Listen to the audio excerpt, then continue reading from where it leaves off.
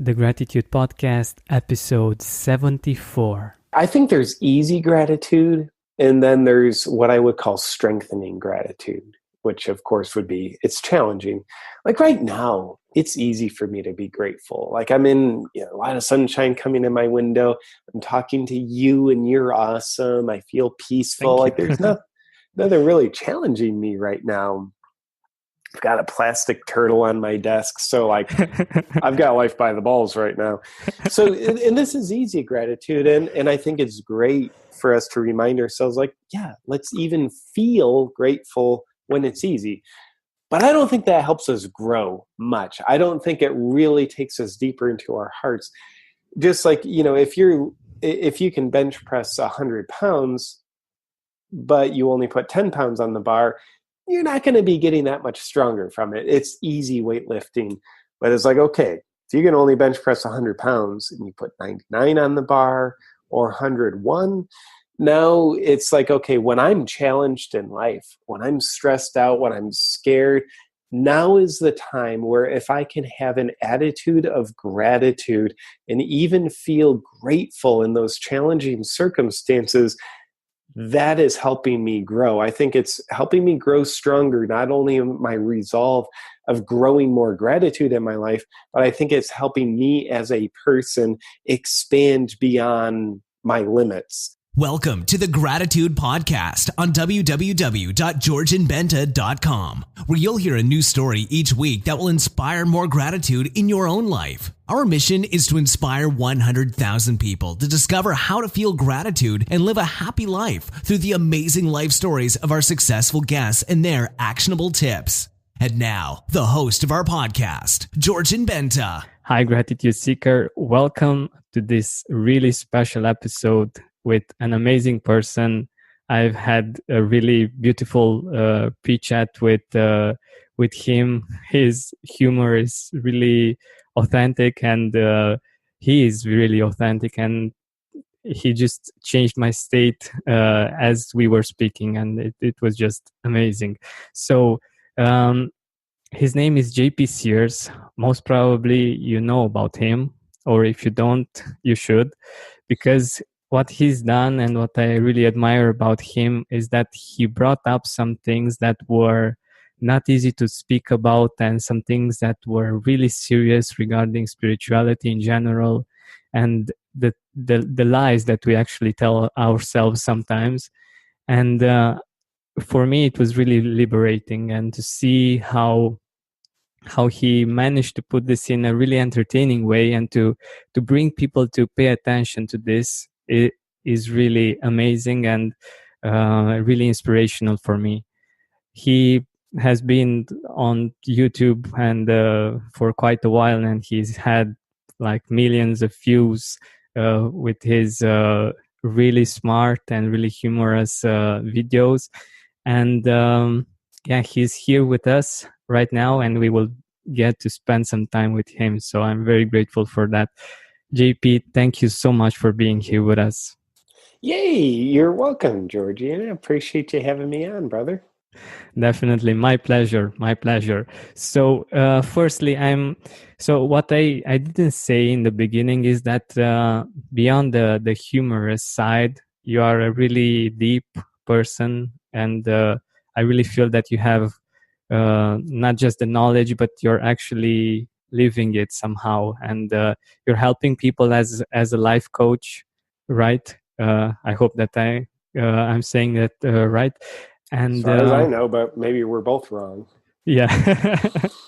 So so there's more to you than just the humorous part, and I think that's important for our listeners to know, and they will definitely find out in what's to come in the next 20-30 minutes. So thank you so much once again for being here. And my first question for you is, what does gratitude mean for you personally? Man, yeah, to me, gratitude means being deeply connected to what we have in the present moment, period. So like deep connection, if I were really summarizing it, deep connection. Wonderful. Yeah. And can I ask, what does it mean to you? Well, my definition of, or the feeling that I get is very much related to brother David Steiner-Rast, something like this is his name. He says that gratitude is the gratefulness, or gratefulness is the gratefulness of life. And I think this just encapsulates this perfectly, like the gratefulness of life, of course, in the present moment, because you can only experience the fullness of life when you're very present. And that's for me the definition and how I best relate to gratitude. Man, I think I like your definition better than mine. So now I feel inferior about myself talking to you, Georgian, and I'm not grateful talking with you. No, I love the and to me there's a lot of parallels in the definition, but that's a beautiful look at it. The gratefulness life. Yeah, I love it. And I've researched gratitude quite a lot, and I've spoken to many people on this, and I really feel that this resonates best with me, and it is the best way to feel it, actually, and to understand it from the heart somehow. But there are all kinds of things, like people are saying that they are grateful very lightly many times. And there are all kinds of things of this nature that we sometimes do, or that people sometimes do. And I was wondering if you would like to share with us a few things that you've been seeing people do that are not actually the way we should approach gratitude in a harmonious way. Yeah, and I'm going to fall into the category of people who approach sometimes gratitude in a way that's maybe not as potentiated as we can. I don't know about you, Georgian, but I remember me being a kid. Whenever someone gave me something, my parents would say, "Well, now say thank you," and I'd say thank you, but I wouldn't mean it. And I mean, that's probably a great practice to have with kids. It instills, I think that's a positive thing, but that doesn't necessarily teach heart-centered gratitude. It's more like my mind is remembering, I say this, I get a little more approval, life is good. And I think a lot of us, myself included, a lot of times we'll approach gratitude like a mental concept. We'll be theoretical, like yeah, I'm grateful for that. But it doesn't mean we're feeling grateful. It means I think I'm grateful. And that's a cool step in the right direction. But I think we can really get to the heart of the matter, which is our own heart, when we look at gratitude, not as a mental concept, but a feeling. So I've actually got my gratitude journal here that I'm writing in every morning. And it'd be funny if it's not. It's just it's a black book, but I want to impress you. But it is my gratitude journal. And for me, what's the most important? I write down 3 things each morning. But that's not the most important part. The more important part is after I write down each one, I close my eyes and I sit and I feel the feelings of gratitude associated with each item. And I think that the feeling of gratitude, that's where our life becomes very positively impacted by gratitude. And I think another important thing with gratitude that can be a pitfall is we need to be grateful for what we have. I think sometimes when we drink a little bit of the positive thinking Kool-Aid a little too much, we get into this mindset where we're trying to trick life into giving us what we want. By the way, I don't necessarily think that what we want is what we need. Sometimes I think a lot of times our wants just comes from our ego that says enough is never enough. So, so we can become well, I'm grateful for the money that's coming towards me. I'm grateful for the Ferrari that'll be in my driveway next year because I've got it on my vision board. But I think real gratitude has to do with, what do I have now? And how can I feel the feelings and the body sensations about what I have now? Because I think we're either grateful for what we have or we're resentful for what we don't have. And you mentioned it earlier about gratitude being a way to get really present in the moment. So I think it's a great reminder to be cognizant of the idea of like, let's be grateful for what I have. And then lastly, all right, stop just rambling here. I think there's easy gratitude, and then there's what I would call strengthening gratitude, which of course would be, it's challenging. Like right now, it's easy for me to be grateful. Like I'm in a lot of sunshine coming in my window. I'm talking to you and you're awesome. I feel peaceful. Like there's nothing really challenging me right now. I've got a plastic turtle on my desk. So like I've got life by the balls right now. So, and this is easy gratitude. And I think it's great for us to remind ourselves like, yeah, let's even feel grateful when it's easy. But I don't think that helps us grow much. I don't think it really takes us deeper into our hearts.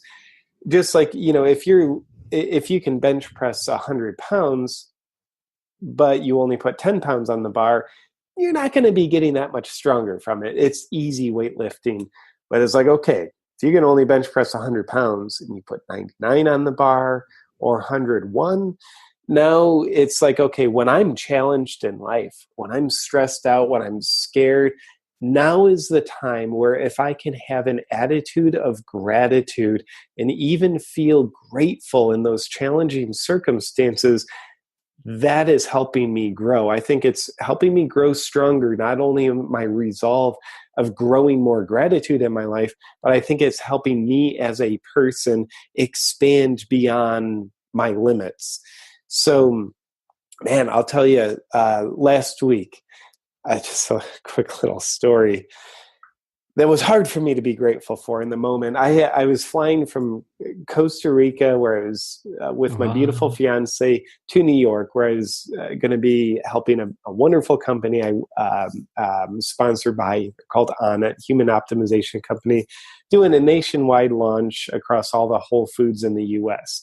Cool. So I was going to New York to help that launch.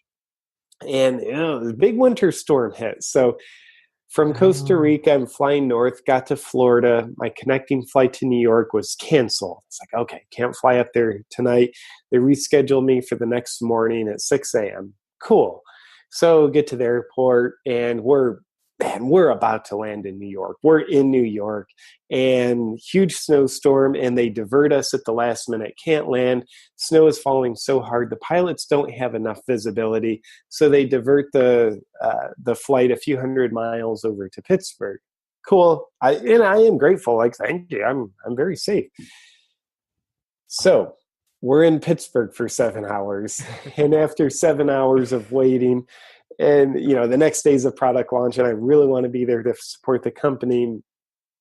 They say, okay, we're going to put everybody on buses and bus you over to New York. Now it's a 9-hour bus ride, and granted, oh my God, it's a plane full of people. Now, do you think it's a plane full of happy people at this point? Not even close.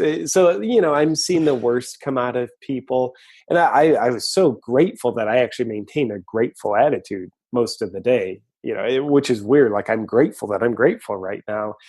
So then there I am, after a long day of being in the airport, and just like I'm physically uncomfortable. Now I'm on a bus for 9 hours, and I'm on a bus for 9 hours with people who are pretty darn angry. So a lot of stress, a lot of chaos, and I won't pretend that I loved it, but I will say I was very blessed to maintain my attitude of gratitude in that moment, where I grounded, like, wow, I'm warm, I'm safe, and like, I'm being taken to New York. Like, I could have easily missed this event. I could easily be somewhere where I'm not cold. Or where I'm cold. I'm not safe. I don't have food to eat. So it was nice to be grateful for what I had in that moment on the crowded bus, rather than just being resentful of what I don't have. And I won't pretend like I'm the Dalai Lama. I'm always in that attitude, feeling of gratitude in tough circumstances. The next day when I was talking to my fiance on the phone, she's like, oh my God, how was that? And I'm like, I am so surprised that it was like pretty pleasant the whole time, because normally like I get caught up and like, damn it, life, why are you doing this to me? So Yeah.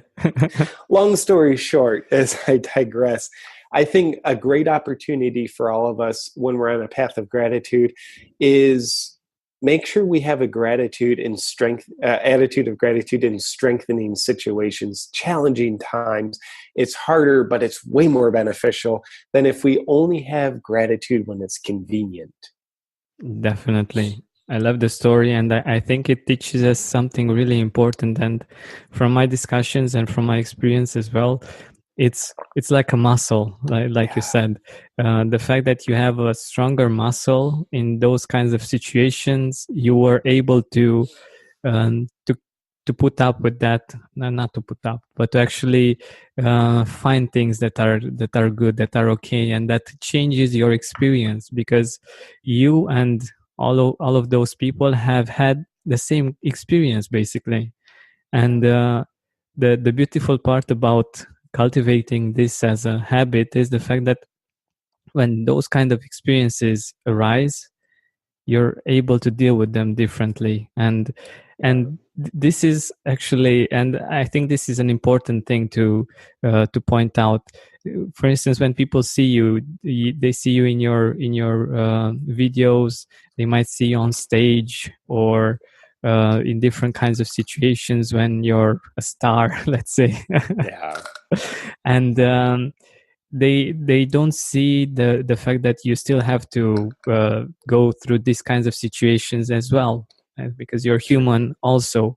And it's important to see that when we see people that are successful and they seem to have a perfect life, they still go through these kinds of things. But the fact that you have this habit has helped you go through them in a different way, in a more pleasant way. And I think this is very important, because usually when we as a society, as humans, we tend to follow people and that seem to have the perfect life, and we think if we're going to be, I don't know, successful one way or another, we will all of our problems will just go away and everything will be perfect. Man, and how boring would that be? And how sucky would that be? Everything's perfect, which means we don't have any stimulus to make us grow. We don't have any challenges to make us grow. Exactly. But yeah, I think sometimes when and I think we can all fall into the trap you point out, where we maybe look on social media and see people like, wow, you're really living a perfect life. Like, that's us playing a trick on ourselves. We're looking at social media. It's not meant to be like a journal where we see people's dirt and challenges. Like, no, social media, it's not meant to be a whole life broadcasting system. It's like, here's a freaking picture of me. And, you know, I'm not going to take a picture of me like having diarrhea on the toilet, probably. So I think we can play that trick on ourselves as a way of deflating ourselves. And sometimes we really get our emotional needs met by deflating ourselves. It's just self-bullying. It's not a constructive way of getting our emotional needs met, but it's a way of stimulating ourselves emotionally that will be getting our needs met in a crappy way. Just like eating junk food is a way we're trying to meet our emotional or our nutritional needs. It's not a very ideal way. It's not effective, but it's a way that people feed themselves nutritionally. So, I do my best to remind myself and others often that everybody shits out of their asshole. Like, no matter how glorious they look, you know, on social media, we all poop out of our butts, and it's okay. We all have our crap we're working on. We all have the things that we think are flaws. We all have our shortcomings. We all have our bad days. We all have bad moods. And I think in a good scenario, we just minimize how long we're in the bad mood, how long we're depressed. Maybe we get depressed less frequently, but we're always there. And I, by no means would I want to trick anybody into thinking that I'm any less human than anybody else. And I would also want to encourage everybody to know that every other human is as human as you. That's lovely. That's lovely. And it's a really great reminder, because even though we might think we know this, the fact that you told us this is very important and very comforting somehow, because we sometimes, like you said, and I love your episode on social media as well. Like you said, we see the highlights of other people's lives, we compare them, and we get to feel bad, and it's not doing anyone any good, and not to ourselves or to the ones around us. And yeah, it's a really great reminder. Absolutely. In fact, the antithesis of the shine, the glory, would be the challenge, the tough times. And man, those tough times, that is the stimulus for our growth. That is the stimulus for our fulfillment and our personal expansion. So the tough times, be it a bad mood, a breakup, a challenging time financially, anger, those tough times are not only okay, they are freaking important. They are absolutely seeds of growth, seeds of change, seeds of healing. So, man, if we didn't have those, we would be pretty handicapped. I don't think we can grow unless we're challenged. And a lot of times we'll just deny our challenges if we think they're bad, because like, well, other people on social media appear not to have them. So I think we should actually celebrate them instead of having shame about them. Wow, this is amazing. So how can we do that actually? Because I love the idea of, so like you said, and like we all do, I have challenges myself, and seeing them as growing opportunities, and seeing this whole process as growth is really interesting, and I think it can be really helpful for our listeners. Yeah. So, the first step of how to see a challenge as a growth experience and accept it as a growth experience, for me, starts with realizing just because something feels bad doesn't mean it's bad for us. I think the number one factor in helping people become successful and fulfilled is their willingness to get uncomfortable, period. I don't think uncomfortable feelings have ever hurt anybody. I think trying to avoid our uncomfortable feelings hurts us. So when we have this attitude like, feeling depressed, feeling challenged, feeling defeated, feeling scared, when we have the attitude that those are bad things, that they're not really okay, then we're going to be in an avoidance posture. The challenge might be right in front of us, but instead of going towards it, into it, we kind of posture ourselves to lean away from it. So we're avoiding getting uncomfortable, and that keeps us from going into the challenge, and therefore that keeps us from growing. So I think once we realize, like, not only is it okay to be uncomfortable, being uncomfortable is the number one factor in growing, getting more successful, getting more fulfilled inside, getting more genuine happiness, then we can realize, like, okay, it's actually okay for me to go into the discomfort and do whatever it is. Whatever the doing is, it might be, here's this new adventure. It might be, I'm going to just be in this depression. So I feel these feelings so I can digest them, rather than having the feelings but being perpetually trying to avoid them. So I did a little bit of journaling last week. And, here we are, January 2018, as we're talking. So I just woke up and I want to reflect on 2017. And I wrote down all the experiences that I could think of that were worthy of celebration. I'm terrible at celebrating. So it's like, wow, what a great pattern interrupt. Let me look at the things that are important to celebrate. So I listed them all out. I met my, who's now fiance, we got engaged. Those are two great ones.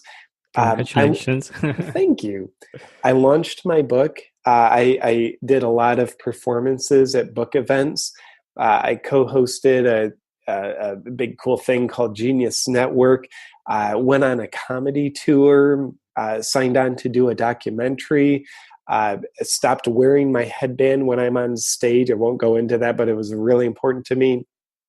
So anyway, just taking those, and I looked at every single one of these experiences that were worthy of celebration, and they were all riddled with discomfort.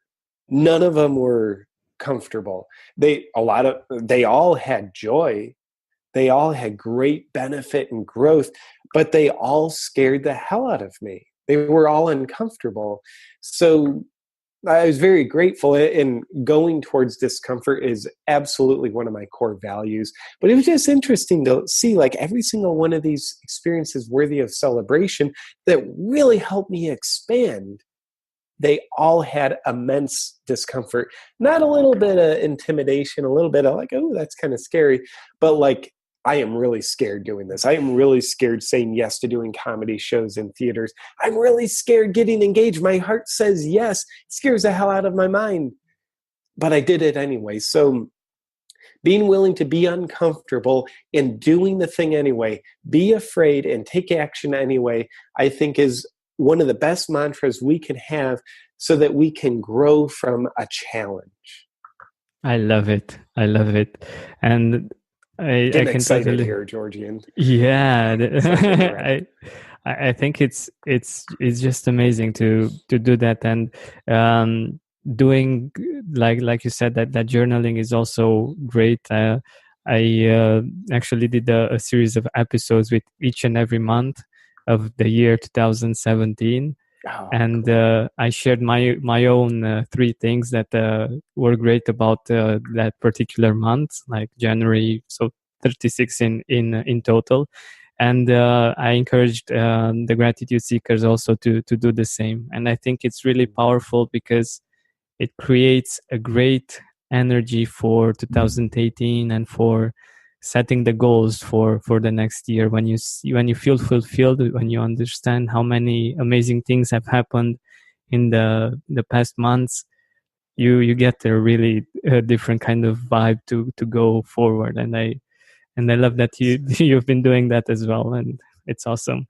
So what I also wanted to ask you is, when did you start writing in the gratitude journal? Like, how did that happen? Because there might be listeners of ours that want to start this gratitude journaling, and they might need some inspiration of how to get started, or listen to your story and take some things interesting. Yeah, let's see, like I've always known, like gratitude's awesome, but it's like, yeah, okay. But actually doing it is much different. So, it took me a while of just hearing people talk about it. Hearing a lot of like wonderful, happy, fulfilled people doing really exciting things in life, hearing so many of them talk about a simple gratitude journaling practice in the morning, where finally, I think the tipping point for me, I was at a Tony Robbins event, Unleash the Power Within, which is just a beautiful, amazing experience. So grateful to have had the chance to attend. And during the event, Tony talked about his like quick morning routine. Gratitude journaling is part of it. Feeling the feelings of gratitude. I think that was a tipping point. When I heard Tony talk about it, it's not just write it down, but then feel the feelings of gratitude. It clicked. Because I think there was a part of me that just thought like talking about gratitude, writing it down, like that doesn't feel beneficial. And I don't think it is beneficial, but really grounding into the feelings of gratitude, now that makes it immensely beneficial. So after that event, I thought, well, Tony's morning routine, I'm going to give it a shot for a week. And after a week, if I don't like it, I'll throw it away. I'll take parts of it if I like it. So man, the gratitude journaling was just something that stuck. And, I'm just showing on the screen here, if y'all can see it, just very so cool. short, 3 simple things I write down that takes maybe 20 seconds and then another minute or 2 or 3 to feel it. So, one of the things that doesn't work for me is a big elaborate process that takes a long time in the morning, because then I feel like it's taking away from my day rather than adding to it. And I think there's probably a lot of different ways to do gratitude journaling, but for me, it's the writing is the shortest part. The feeling it, that's the most meaningful part. I love it. I love it. And I love the idea. So there is research on this, and what's important is not so much to have a huge list like 100 reasons why you're grateful each and every day, but to actually go deep. And I think that you're doing this in a very intelligent way. Like I love the fact that you write like one row, and afterwards you go deep on the feeling. And for me, for instance, this is a great idea, and I hope that me pointing this out is helpful for our listeners as well. So you don't need to write as much, but what is important to go deep on the feeling. And I love the idea, and it might make for having more time and adding to your time. I love this idea as well. Like when you think of doing this practice, like adding to your day, you just it's something very important in your brain when you think, oh, so this is adding to my, it's not taking time away, but it's actually something that it's adding. It's beautiful. I love it. Yeah, 100%. I think something I've learned about people who live what I would call inspirational lives, a lot of times the mindset isn't, what will that cost me? What kind of time will that cost me? But more, what will that be worth to me? And it's like taking 5 minutes to do gratitude journaling. The wow, that's going to cost me 5 minutes, I think is a very poverty consciousness mindset. But asking, what will that be worth to me? Well, I find personally, immersing myself in the feeling and the biochemicals of gratitude early in the morning, one, that makes me way more productive throughout the day. So investing 5 minutes, I would dare say, gets me at least 45 minutes worth of more productivity. No more time throughout the day, but just 45 minutes more worth of productivity because I'm in a happier state. My mind is working cleaner. I'm more connected to my intuition, more connected to my heart. And then my perception changes throughout the day.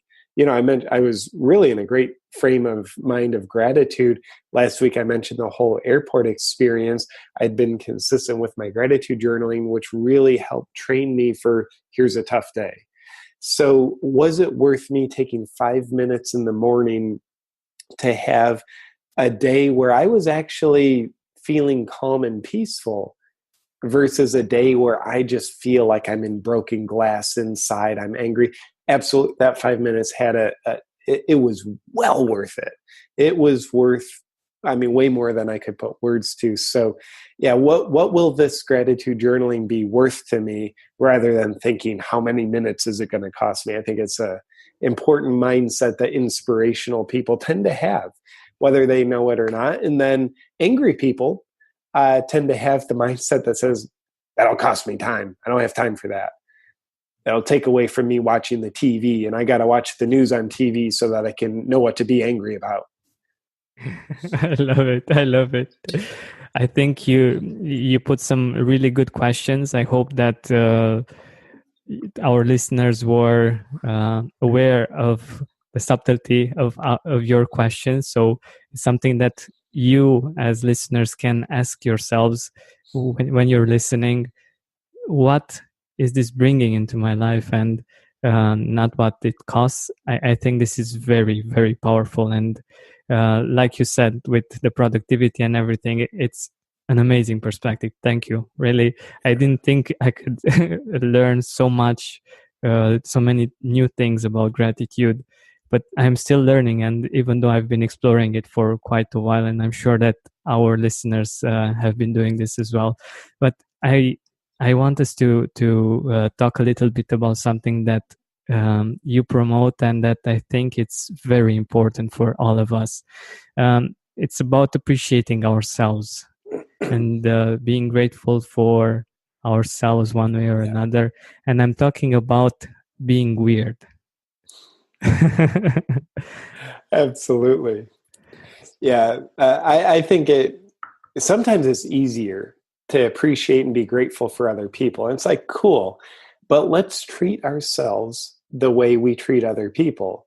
I think some people, it's like the real challenge is being appreciative of ourselves. So, man, and I think the real beauty to be grateful for about ourselves is our uniqueness, our weirdness. I think weirdness is a gluten-free breadcrumb trail that leads us to our authenticity.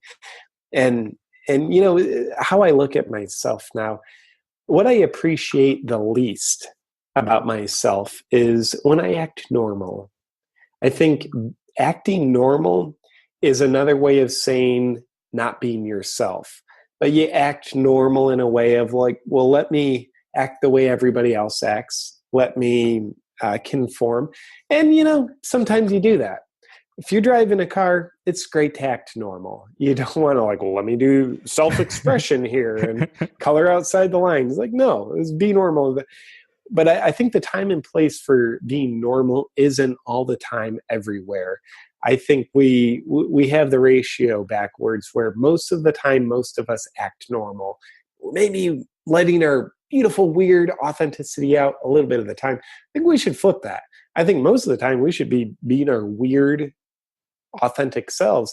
And then we do a little bit of normal when it will serve us well, like driving our car. So my experience with weirdness was when I was a child, the weirdness, uniqueness, authenticity about me, that's what I had the most shame about. Like I'd be made fun of it sometimes, like, oh, you have red hair. You see things differently. Excuse me. So I think a lot of times as children, we learn to be ashamed of what makes us ourselves because it makes us different. But then we can flip the script on that when we're adults. When we start to wake up, we realize like, oh, this weirdness, it deserves to be celebrated because it's what makes me different. Because like when we're a kid, like the last thing we want is to be different. But when we're an adult, the less different we are, the more differentiated we are, which means we're able to find ourselves more. We're able to celebrate ourselves more. And I think when we do that, we inspire other people to do it for themselves. I don't know what the purpose of life is, but I would dare say it might have something to do with the purpose of your life is for you to live your life. And I don't think we are living our lives when we're acting like other people, when we're acting normal. I think we are much more living our lives when we're being unapologetically weird, when we're being authentic. I love it. I love it. And one more thing that I think this helps us with is the fact that we can find our place in the world. When we are trying too much to conform, it's really hard for us to we're going to do the things that everybody does, and sometimes this just doesn't work for us, and we feel that, we know that, okay, this is not what I'm supposed to do, and you just know, and many people have been through this. But I think that this is exactly it. And what I also appreciate about you is that you're a living example of that. Like all of your weirdness, your the things that you might have been ashamed of or something like this in the past, you are bringing them to the surface, and you are gifting us with them and with who you are. And this actually helps us also to be more okay with our weirdness. And I think this is awesome for us, because actually one of the ways that we are learning is through seeing what other people are doing. And the fact that you are authentic helps us be more authentic as well. And yeah, I think I just wanted to say thank you for that. And well, you're welcome. And I appreciate you seeing that way, Georgian. And it's nice to hide my dirt and have you just recognize the beauty of me. It does mean a lot to me. But yeah, I've got plenty of skeletons in the closet that I'm still working on too. Definitely. I'm sure that you're human. I mean, I hope you're human. I'm not. I'm actually mostly turtle. Oh, okay, okay. Well, I'm significantly human. Yeah, and this moment, for instance, this is what I love, and the fact that we, for instance, our listeners right now, or when they will be listening, if we're just talking on and on, it's normal. It's something that, okay, they might pay attention or not, but when you have a moment like this of being so authentic, so real, it just freezes the brain. It's like, what did he just say? And you become more aware of this, and I think it's something that we can all bring to the surface and bring to the world. And it's something that once we learn to appreciate and to see, uh, helps us quite a lot. And for you're a living example of that we can do great work and help many people by being ourselves. And I think this is very important. For I live by thinking that examples are the most powerful. We can talk for hours, but if we see someone actually do that speaks like much more than we can speak in 10 hours of podcasting or so. Man, I agree with you 100%. I think talk that leads to action leads to examples, and there's the real impact. It's just like, when parents have rules, they tell the kids, well, don't do this, don't do that. But then the parents go and do that thing. We realize kids learn by example. It's like the words are maybe 1% of the learning. The example is 99% of the learning. And I think when we realize that, as you clearly have, and I love how you pointed out, we can use that to our benefit. I love to see the examples of other people. I think we can learn from anybody, and especially the people that we consider inspiring. They inspire not us to act like them, but they inspire our true selves to come out to a greater degree. And I love seeing people in their essentially example expressions. I love listening to them, but it's like, yeah, man, I think that's why there's magic in hanging around someone. You can just go out to dinner and they might not be lecturing you, but it's like, I think I just learned more during that dinner. And I think that's, I've been really into podcasts for the past few years.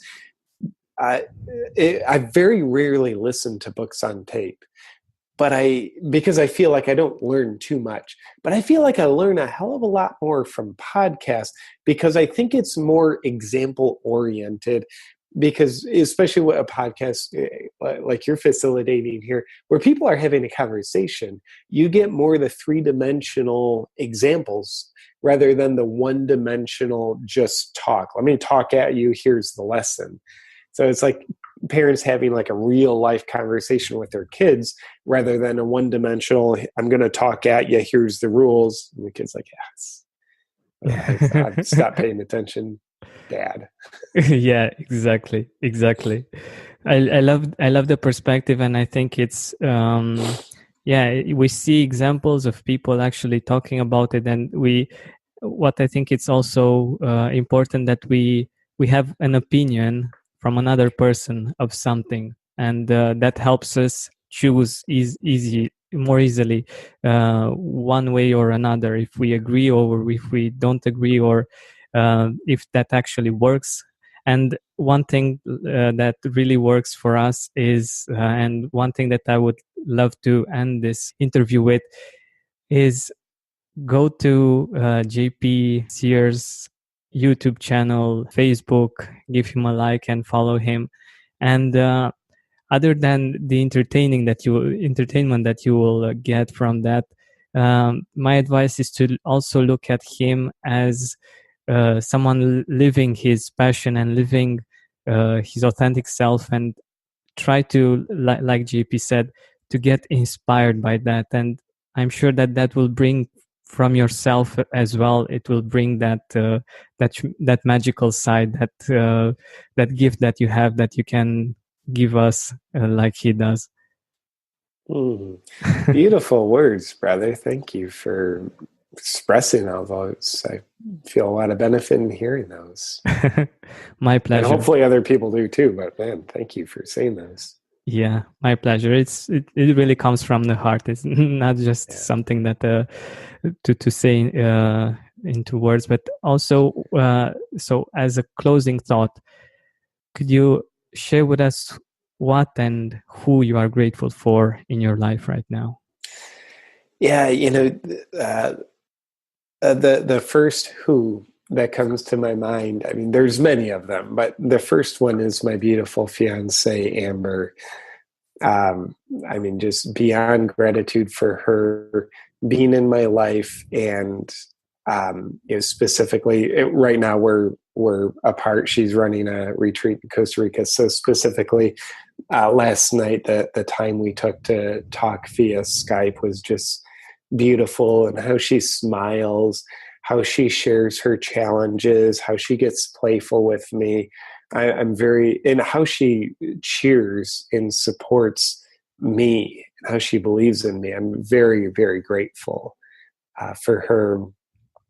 And then, the what I'm grateful for, right now I'm very grateful. I'm in a nice home. It's warm. It's comfortable. I'm looking out at wonderful trees. So I'm definitely experiencing a what that I'm grateful for. And I think just one more, a combination of a who and a what. I'm very grateful for you in this conversation. Thank you. This feels good to me, this connection, communicating with you. So I feel very grateful. In fact, I feel the gratitude is sort of like tingling in my chest about our conversation.